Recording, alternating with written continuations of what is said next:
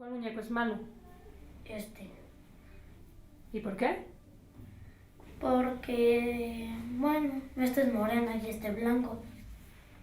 ¿Cuál muñeco es feo? ¿Por qué?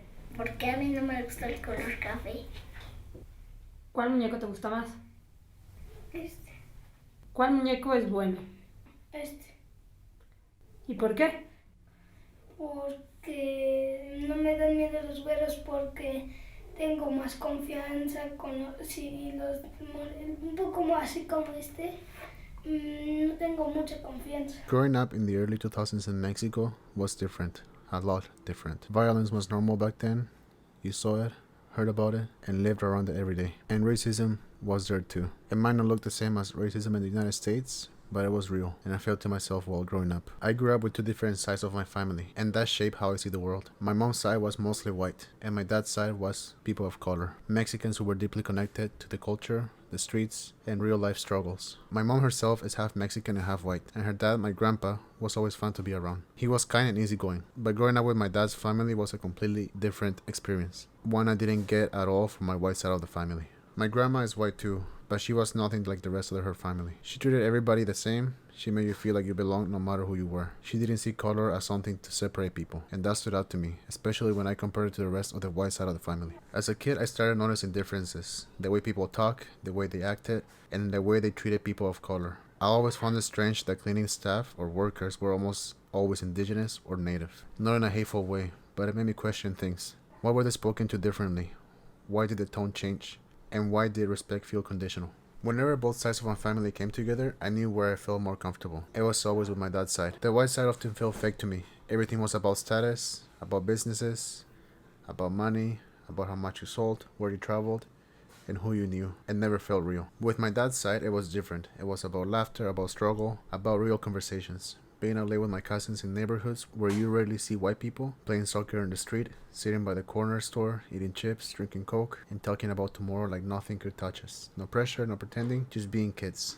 Those moments shaped me. Since the colonization of Mexico by the Spanish conquistadors, racism has always existed.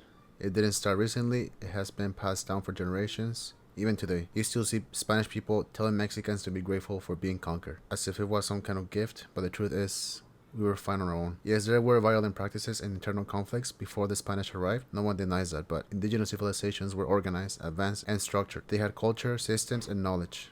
The idea that they needed to be civilized was used to justify colonization. The Spanish didn't just bring control, they brought disease, illnesses that indigenous people had no immunity to. That's one of the main reasons the Aztec Empire collapsed. Not because they were weak, but because they were exposed to something they had never faced before. What hurts the most is that this mindset didn't end with colonization. It continued. Lighter skin was favored, whiteness became something to admire, and slowly, our own people began to look down on each other. Indigenous and darker-skinned Mexicans were treated as less than, sometimes by people who shared the same roots. Mexico has always struggled with racism, especially colorism. Lighter skin is rewarded, while darker skin and indigenous features are pushed aside. Native people are rarely given the same opportunities to succeed, and when they do succeed, they're mocked or questioned. One example is Tenoch Huerta. He's one of my favorite Mexican actors right now. He's been in Sin Nombre, Güeros, Narcos, Mexico, and Marvel films. For years, he's spoken openly about racism in Mexico and his experiences as a darker-skinned indigenous Mexican actor. Porque cuando un prieto se queja,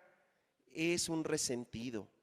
Pero cuando un blanco se queja, es un activista. Porque un prieto encabronado por las desigualdades es un pinche prieto criminal. Pero un blanco enojado por las desigualdades es un luchador social. He said for a long time, the only roles he was offered were stereotypes. Thieves, criminals, violent characters. That's all casting directors saw. Now he's one of the most recognized Mexican actors in the world. His success alone exposes how wrong those stereotypes always were. Another example is Yalitza Aparicio in Roma. When that movie came out, it was huge. The film showed a side of Mexico many people don't want to see. It focused on an indigenous woman, her life, her struggles, and her humanity. Instead of pride, a lot of people responded with racism. People mocked her appearance and questioned why she was in that space. Que metan a nominar a una pinche india que dice, sí señora, no señora, sí señora, no señora. Y que que la metan a una terna, a lo mejor a... The movie forced people to see indigenous people as human, complex and worthy of attention, something many white Mexicans weren't used to seeing. And this ignorance didn't stop in Mexico. It reached the United States too, with moments like with Jimmy Kimmel. Really? Well, did you know he made that movie where Sandra Bullock kills George Clooney in space? You don't have to translate that one. How about Netflix? Had you heard of Netflix? ¿Sí sabías que era Netflix? Ah, sí, eso sí. That you knew. Lo has conocido. It showed how normalized this kind of racism still is, even in spaces that claim to be progressive. When a person of color walks into a mall or a store or any convenience store, there's a high chance they'll be asked if they work there, most of the time. Si no, no hay pedo.